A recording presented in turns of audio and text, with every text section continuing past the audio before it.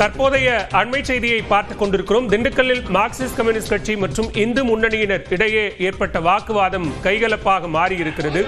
கூடுதல் விவரங்களோடு இணைகிறார் செய்தியாளர் சங்கர். விவரங்களை பதிவு செய்யலாம்.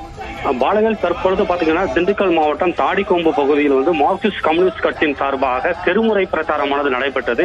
இந்த தெருமுனை பிரச்சாரமானது காவல்துறையினரிடம் முறையாக அனுமதி பெற்றுக்கொண்டு அவர்கள் அந்த விலைவாசி உயர்வை கண்டித்து இந்த தெருமுனை பிரச்சாரமானது நடத்தப்படும் என அங்கு நடைபெற்றுக் கொண்டிருந்தது.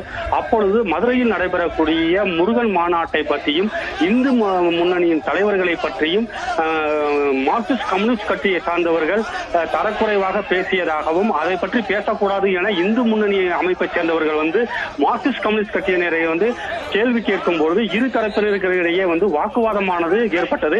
இந்த வாக்குவாதமானது முற்றி ஒருவருக்கொருவர் கைகலப்பாக நடைபெற்றுள்ளது.